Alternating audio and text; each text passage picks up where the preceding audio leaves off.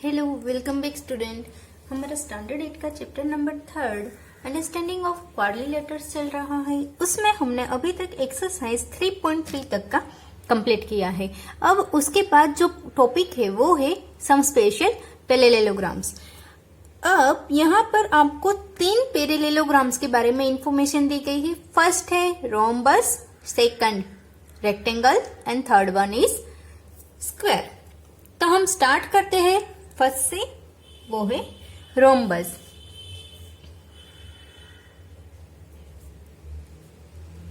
Rhombus है वो एक ऐसा क्वाड्रिलेटर है। क्वाड्रिलेटर यानी कि ऐसा कोई फिगर, ऐसी कोई फिगर जिसमें 4 साइड हो उसे बोलेंगे क्वाड्रिलेटर। 4 साइड वाला होगा मतलब वो क्वाड्रिलेटर है। अब वो कौन से डिवीजन में आता है? ट्रेपेजियम है, काइट है, पैरेललोग्राम है, रोम्बस है, रेक्टेंगल या फिर स्क्वायर, वो आपको बाद में डिसाइड करना है। लेकिन 4 साइड है मतलब वो एक क्वाड्रिलेटर है। ओके, तो हम स्टार्ट करते हैं। पहला हमारा है वो है रोम्बस। रोम्बस कैसे बोलेंगे? रोम्बस होता है वो एक काइट शेप ही है, लेकिन वो एक स्पेशल तरह का काइट शेप है जिसमें उसकी जो चारों साइड है, ये चारों की चारों साइड है वो एक समान होती है।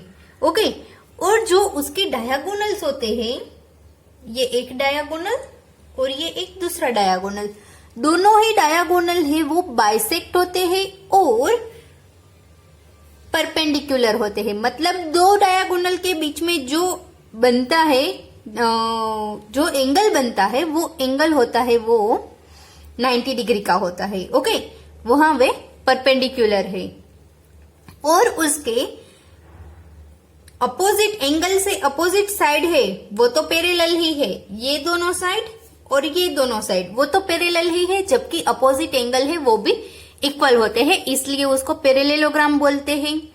तो रोम्बस की कुछ जो स्पेशल थिंग है वो कौन सी है? पैरेललोग्राम है मतलब अपोजिट साइड एंड एंगल्स कैसे रहेंगे? इक्वल।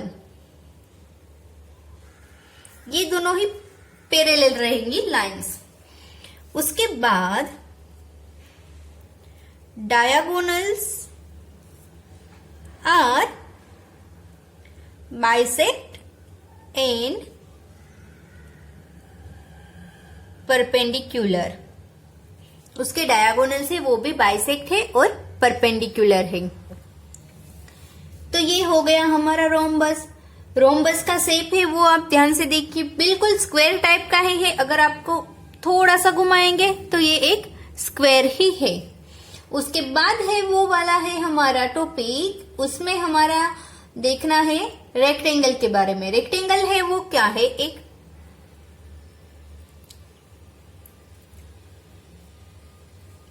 रेक्टेंगल है वो भी एक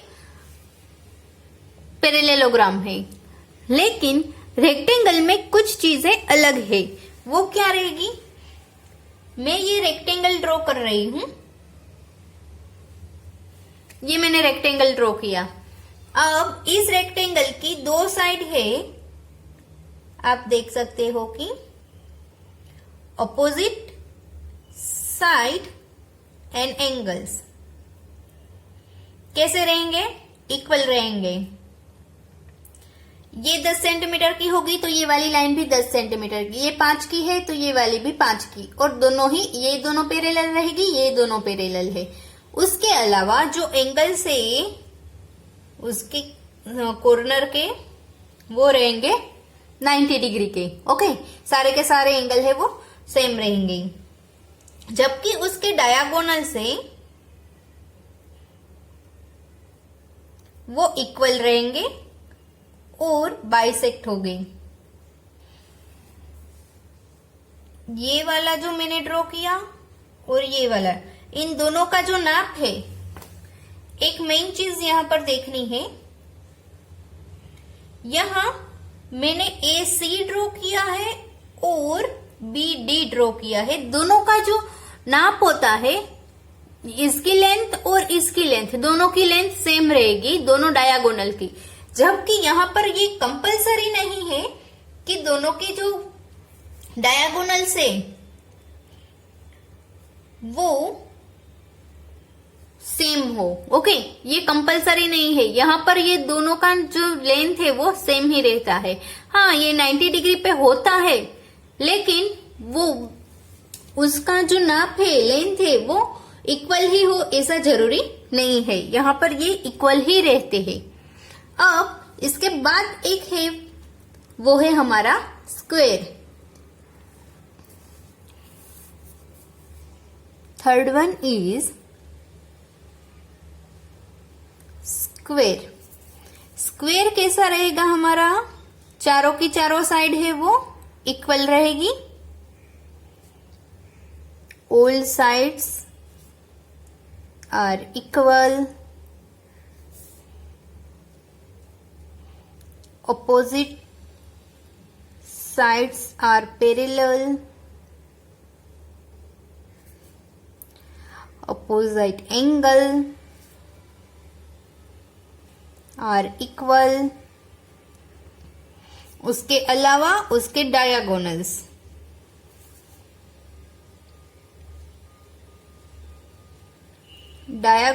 इसी की तरह आर बाइसेक्ट एंड इक्वल। यहां पर भी आप देख सकती हो कि इसके जो डायगोनल्स है, AC जितना रहेगा उतना ही BD रहता है। रेक्टेंगल और स्क्वायर की ये प्रॉपर्टी है कि ये दोनों ही सेम रहते हैं। बाइसेक्ट का मतलब क्या होता है कि ये वाला जितने का होता है, सपोज ये 5 सेंटीमीटर का है तो ये भी 5 सेंटीमीटर का ही होगा। बीच में जो पॉइंट है उसके मिडल पॉइंट से दोनों कट हो रहे हैं, आधा आधा दोनों सेम ही रहता है। ओके, उसे बोलेंगे हम बाइसेक्ट। तो यहाँ पर जो हमारा लास्ट टॉपिक था, वो लास्ट टॉपिक भी कंप्लीट हो गया, वो कवर हो गया। तो हम अब आगे पहुंचे हैं, वो है हमारी एक्सरसाइज। इसके बाद डायरेक्टली आपको एग्जांपल्स दिए था और उसके बाद एक्सरसाइज है। ये वाली जो एक्सरसाइज है, एक्सरसाइज 3.4 पे हम पहुंचे हैं। एक्सरसाइज 3.4, उसके अंदर आपको सम्स दिए गए हैं, लेकिन वो सम्स आपको सोल्व करने की बजाय ज्यादातर थियरी वाले सम्स है। जैसे कि ट्रू एंड फॉल्स है, अगर ट्रू है तो उसका रीजन बताइए, फॉल्स है तो उसका रीजन बताइए। ओके, उसके बाद जो लास्ट में वो एक्सरसाइज में करवा रही हूं, उसके बाद आपको लास्ट में एक टेबल बना के दिया है, उसमें साइड में क्वाड्रिलेटर्स और उसकी प्रॉपर्टीज दोनों ही बताया है। तो क्वाड्रिलेटर्स कैसे, किस किस को बोलेंगे और उसकी प्रॉपर्टी क्या है वो भी सामने दी गई है।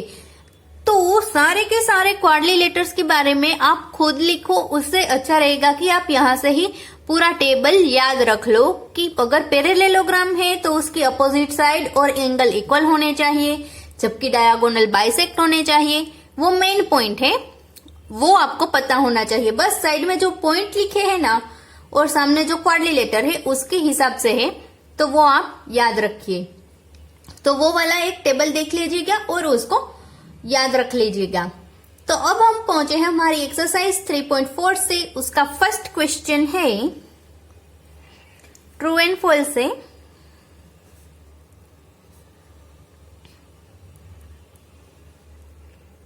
तो उसमें फर्स्ट वाला आपको दिया गया है, ऑल रेक्टेंगल आर स्क्वेयर।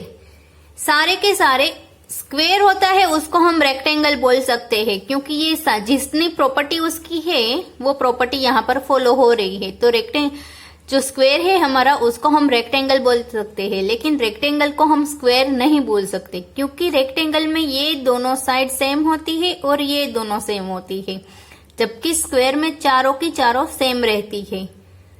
तो आंसर रहेगा फॉल्स। रीजन बस मैंने जो बताया है वही। तो हम लिखेंगे because all square R rectangle. सारे के सारे जो स्क्वेयर है उसको हम रेक्टेंगल बोल सकते हैं, but all rectangle are not square।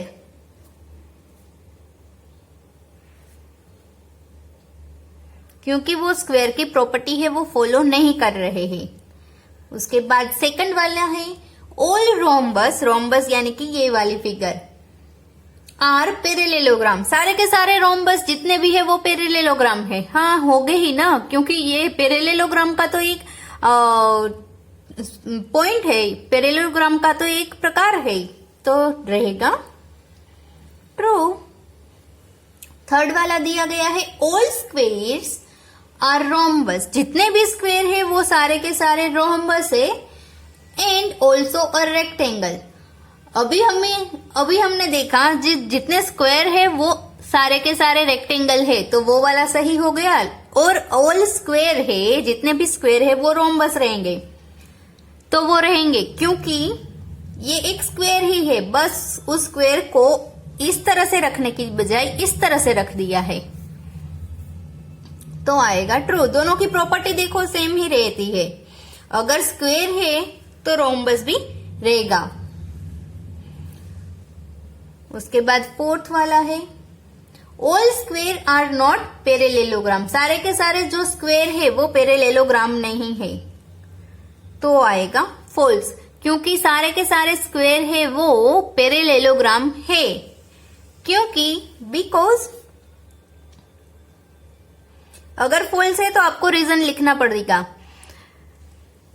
Because opposite side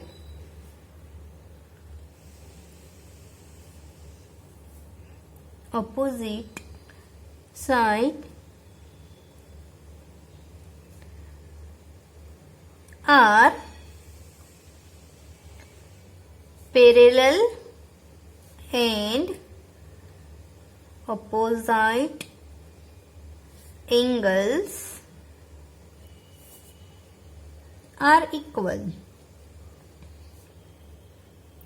इसकी जो अपोजिट साइड है वो पैरेलल है और एंगल से वो इक्वल रहेंगे। अगर ये 90 का है ये भी 90 का, स्क्वायर के चारों एंगल 90 डिग्री पर होते हैं। उसके बाद है फिफ्थ वाला, वहां पर हम पहुंचे। फिफ्थ वाला है ऑल काइट आर रोम्बस, जितनी भी काइट शेप है, काइट शेप है, ये भी काइट शेप में आता है, तो ये रोम्बस नहीं होगा क्योंकि इसमें ये दोनों साइड और इसमें ये दोनों साइड सेम रहती है, जबकि ये दोनों एंगल सेम रहते हैं, ये वाले एंगल नहीं। यहाँ चारों के चारों एंगल सेम रहते हैं और इसके जो डायगोनल्स होते हैं वो भी सेम नहीं होते हैं। यहाँ इसके डायगोनल से वो भी सेम रहते हैं। ओके, तो यहाँ पर हम लिखेंगे ई वाला फॉल्स, बिकॉज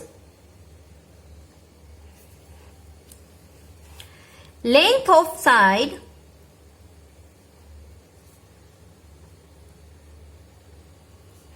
ऑफ काइट यानी कि ये वाला are not of same length.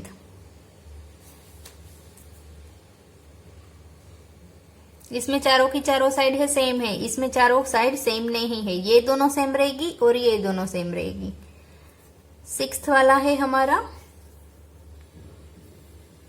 All rhombus are kite, जितने भी रोम्बस है वो काइट्स है। यस, ये काइट जैसा ही है ना। उसके बाद है G67, मैंने नंबर्स दे दिए हैं। ऑल पैरेलेलोग्राम्स आर ट्रेपेजियम, जितने भी पैरेलेलोग्राम है वो ट्रेपेजियम रहेंगे। ट्रेपेजियम तो रहेंगे क्योंकि ट्रेपेजियम की एक ही प्रॉपर्टी है, वो है ट्रेपेजियम जो भी होता है उसकी दो लाइन होती है आमने सामने वाली, अपोजिट साइड है वो पैरेलल होनी चाहिए। और पैरेलेलोग्राम में यही तो मेन एक है कि दोनों साइड इस तरह की हो या फिर इस तरह की हो, दोनों ही पैरेलल होनी चाहिए, तो आएगा yes. Last one all square R trapezium, square जितने भी है वो भी ट्रेपेजियम है, ये दोनों पैरेलल है, ये दोनों पैरेलल है, इन शॉर्ट वो ट्रेपेजियम ही है, ट्रेपेजियम की यही प्रॉपर्टी है। ओह सॉरी, ट्रू लिखना है, ट्रू एंड फॉल्स है ना। ओके, तो यहाँ पर 3.4 की फर्स्ट वाला जो हिस्सा था वो कंप्लीट हो गया। अब सेकंड वाले पे पहुंचे हैं। सेकंड वाला क्वेश्चन हमारा है वो कह रहा है हमें identify all the quadrilaterals that have हमें आइडेंटिफाई करना है क्वाड्रिलेटर्स को, आपको दिया गया है उसके हिसाब से उसमें कौन सा क्वाड्रिलेटर फिट बैठता है। फर्स्ट है 4 साइड्स ऑफ इक्वल लेंथ, उसकी 4 साइड होनी चाहिए और चारों इक्वल होनी चाहिए। ऐसा कौन सा क्वाड्रिलेटर है? हमने अभी आगे देखा एक स्क्वायर, स्क्वायर की 4 साइड है, चारों की चारों इक्वल है, और एक है रोम्बस, उसकी 4 साइड है, चारों की चारों इक्वल है, इसमें 2 ही इक्वल है। तो हमारा आंसर क्या आएगा? आंसर उसमें हम लिखेंगे rhombus and square have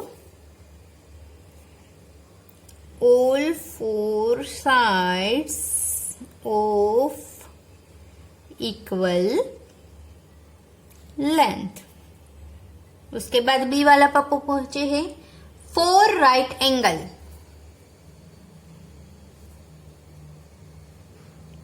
right angle मतलब परपेंडिकुलर 90 डिग्री का angle. 4 right angles, 4 right angle किस में रहेंगे? अभी हमने देखी स्क्वायर में राइट एंगल रहेंगे और रेक्टेंगल में, बस 2 ही हमारे पास है जिसके एंगल से वो फिक्स है। तो आंसर में लिखेंगे इसी तरह से rectangle and square have 4 right angles. यहां पर सम हमारा कंप्लीट हो गया, सेकंड वाला भी। अब हम पहुंचे हैं थर्ड वाले पे। ये वाला थियरी क्वेश्चंस ज्यादा है इसमें। Explain how a square is, हमें एक्सप्लेन करना है कि ये स्क्वायर है तो किस तरह से, ये सही है या नहीं स्क्वायर के लिए। तो उसमें फर्स्ट टॉपिक है हमारे पास, वो है अ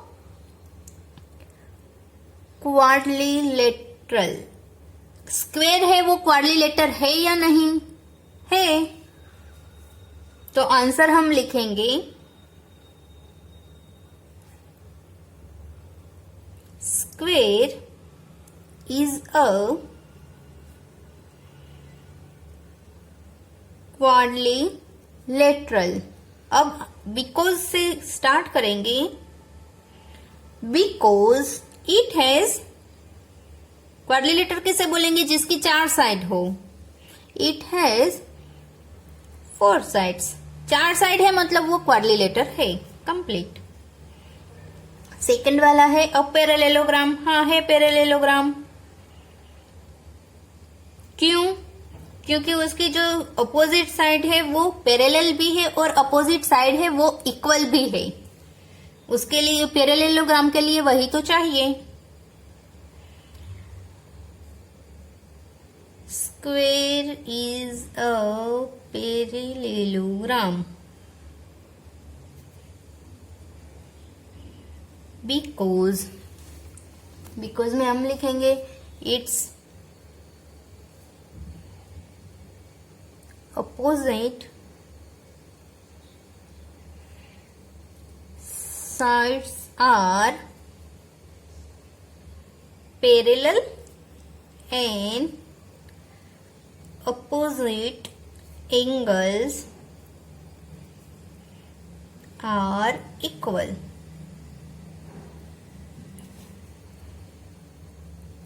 थर्ड वाला है rhombus.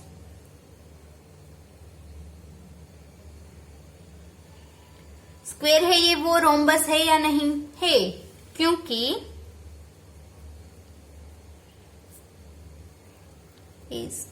Square is a rhombus. वो रोम्बस क्यों है? क्योंकि उसकी जो साइड से चारों की चारों साइड है वो इक्वल है और उसके डायगोनल से वो बाइसेक्ट है at the right angle. Its 4 sides are equal, उसकी 4 साइड है वो भी इक्वल है, and its diagonals are bisect at 90 degree, मतलब राइट एंगल। उसके बाद थर्ड वाला है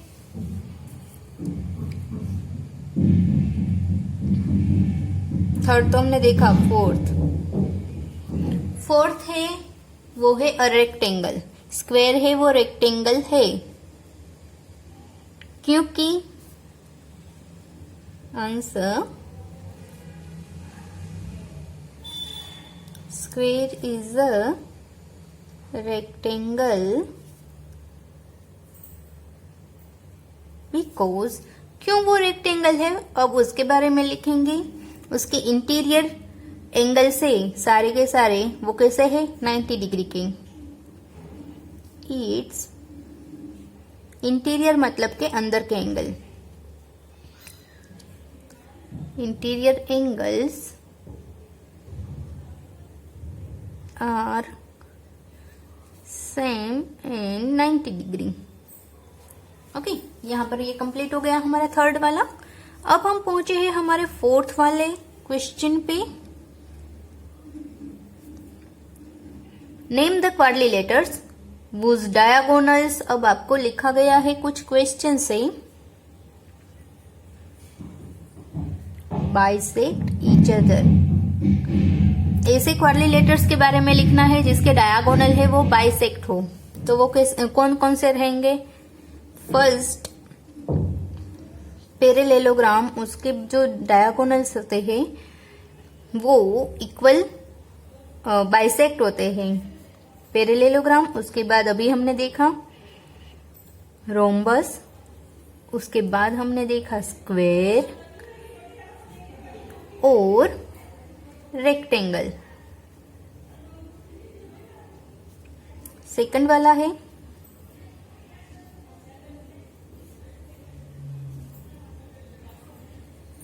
are perpendicular bisector of each other.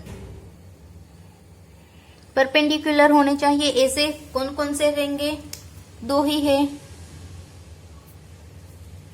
एक हमारा रहेगा रोम्बस, वो परपेंडिकुलर पे होता है, एंड दूसरा है हमारा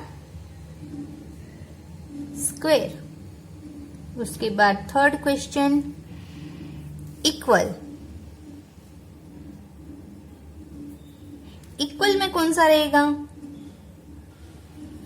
एक हमारा है रेक्टेंगल और जबकि दूसरा है वो है हमारा स्क्वायर। ओके, तो यहां पर ये वाला कंप्लीट हो गया हमारा फोर्थ क्वेश्चन। बिल्कुल इजी था, बस ये आपके क्वेश्चन के आंसर ही है, थियरी के हिसाब से है। फिफ्थ वाला है explain why rectangle is a convex quadrilateral. Convex and concave दो तरह के जो क्वाड्रिलेटर्स है उसके बारे में हमने देखा था। कॉन्वेक्स किसे बोलेंगे, जिसके भी आप डायगोनल्स ड्रॉ करो वो अंदर की साइड रहते हैं तो उसको बोलेंगे कॉन्वेक्स, जबकि वो बाहर की साइड चला जाता है तो उसको बोलेंगे कॉनकेव। तो डायरेक्टली मैं आंसर ही लिखती हूँ फिफ्थ वाले का, explain why rectangle is a convex. Convex क्यों है, क्योंकि उसके जो डायगोनल्स है वो अंदर की साइड है, तो वही हम यहां पर लिखेंगे। Rectangle is a convex quadrilateral because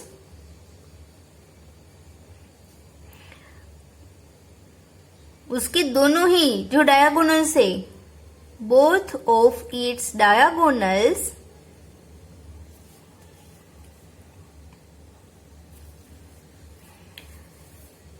लाई यानी कि अंदर कहां पर है, लाई इनसाइड यानी कि अंदर की तरफ है, इनसाइड द रेक्टेंगल, रेक्टेंगल की अंदर है।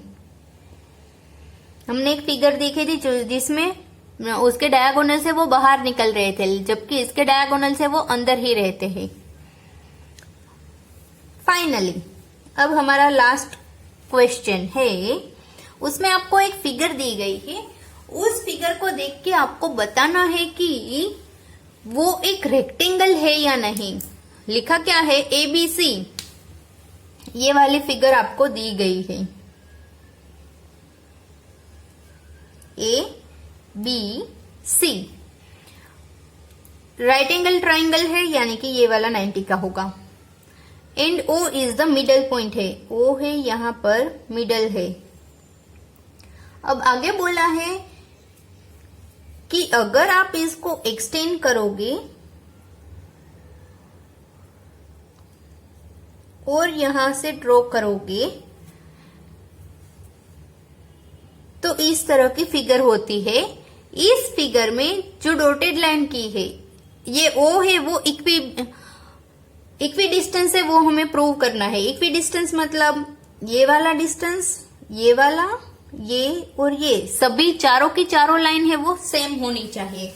तो वो हम कैसे प्रूव करेंगे? फर्स्ट ऑफ ऑल पहले हम लिखेंगे यहां पर लाइन कौन कौन सी है, AD, उसके पैरेलल है BC, ये दोनों पैरेलल लाइन है। पहले तो हमें प्रूव करना रहेगा कि ये एक पैरेललोग्राम है, जबकि AB पैरेलल DC है। ये हो गया पैरेललोग्राम। इसके मुजब हम लिख सकते हैं कि ये एक पैरेललोग्राम है।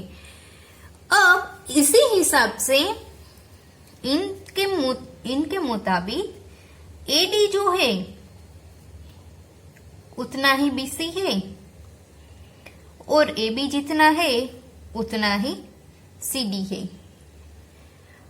रेक्टेंगल है, ये अब एक रेक्टेंगल है, तो रेक्टेंगल की अपोजिट साइड इक्वल होती है और पैरेलल होती है, ओके। और इसके इंटीरियर एंगल्स होते हैं वो 90 डिग्री होते हैं। तो हम पहले लिखेंगे ABCD is a rectangle, so its opposite sides are parallel and its interior angles are at 90 degree. उसके इंटीरियर एंगल है वो 90 डिग्री पे है।